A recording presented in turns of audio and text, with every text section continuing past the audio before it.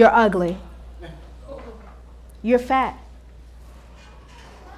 You're black. You're white. You're Latina. Who do you think you are? Who did you sleep with to get here? Did you sleep with her? I know you slept with him. You're a bitch. You're a woman. Oftentimes in politics, women hear a lot of these epithets. They hear a lot about what's wrong with them. Hardly ever do they hear about how good they are, how smart they are. In fact, when I was running for political office and working in political capacities, I heard the same thing. The word bitch interchangeable with woman. And it was okay. It was okay. Not accepted, but certainly okay.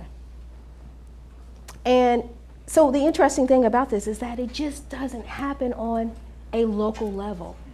It also happens on a national level. In 2008, Hillary Clinton ran against Barack Obama. And in my opinion, Hillary Clinton is probably one of the best political minds of the 21st century, and she happens to be a woman. And Harvard graduate, lawyer, first advocate of universal health care. I mean, the woman is credentialed. There's no question about that. But when she ran, and even now, as she prepares to run, what they talk about is how haggard she looks, how old she looks, and whether or not she wears makeup. In fact, during her election, they called her the Pantsuit Candidate. Let me give you another example. Sarah Palin. Aside from her amazing ability to see Russia from her window, what they talked about was how attractive she was and how much her wardrobe cost, or the deli Romans of Bristol Palin.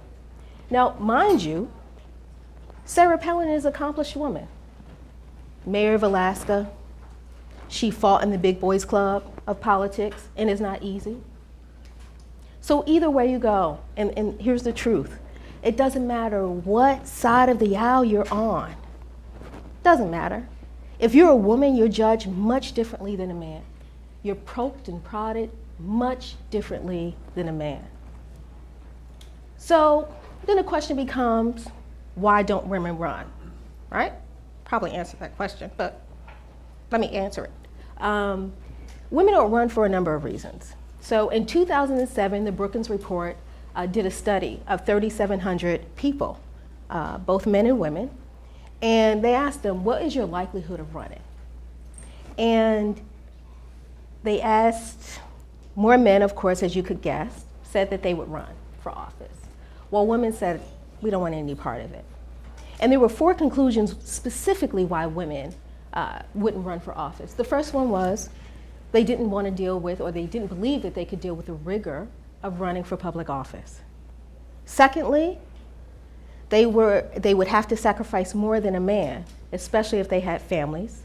Thirdly, they didn't want to deal with the nastiness of politics, and we all know, especially in Newark, how nasty sometimes politics can get in campaigns. And thirdly, they were less likely to be recruited. So let's talk about the recruitment piece, right? Because voters, there's another study out there that says voters see women, like me and like many of the women in the audience, as more trustworthy, as less corruptible, right? So that means something, right? They see us differently than men, of course we know that. So I have experience in being recruited. And so kind of, sometimes you're kind of given the talk, like, you don't have to worry about anything, we'll take care of everything for you. You don't have to worry about your base. Don't worry about any of that. And in that same time, your voice is being created. Your brand is being created. And your political ideologies are being given to you. Sarah Palin, I want to go back to her. The fellas were afraid to give her her own voice. They were afraid. So they packaged everything for her.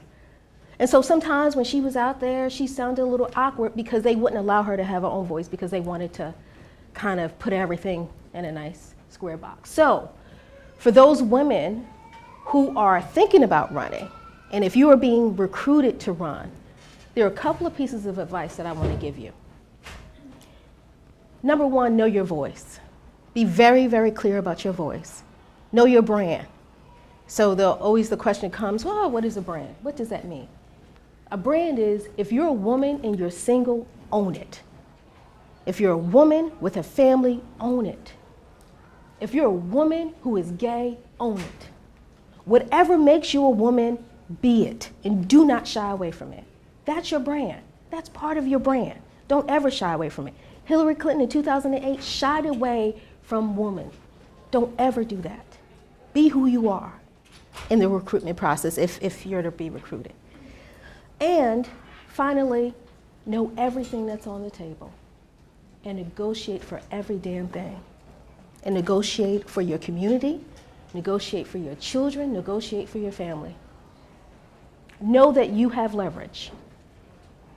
Now, I just want to change the conversation a bit because aside from there being women that are recruited, there are women who want to run. And I encourage those women to run. And after the first half of the speech, you'll say, why would I want to run if I'm going to be called all these names? Why would I want to do that? There's a reason for you to run. There's a real reason for you to run. Our boys are dying out in the streets. In fact, two weekends ago, we had a number of killings. And I know for sure if we had women in office, more women in office, that would have been addressed. Our dropout rate is staggering. It's unbelievable. I know that mothers and women would address that for our kids. If women were in office, I know that we wouldn't have the mess that we do in Congress and Senate, because it's a mess right now. We wouldn't have that because women are there's an estrogen that's part of us, right? That we are more we're more able to kind of have those conversations. So for those women who want to run, I encourage you to run. Do it. Run. And win, lose, or draw, there's always some young girl that's looking up at you. Another woman that's standing beside you saying, go girl. And somebody who wants to do it. Win, lose, or draw, you're still a winner. So, in this process, if you hear, you're ugly, you're fat, you're black, you're white, you're Latina, you're a bitch, you're a woman, I need you to remember that Hillary Clinton said something that I love personally, but insulting a woman's looks when they have nothing to do with the issue at hand implies a lack of comprehension on your part and an inability to engage in high-level thinking. You may think she's ugly, but everybody else thinks you're an idiot. Thank you.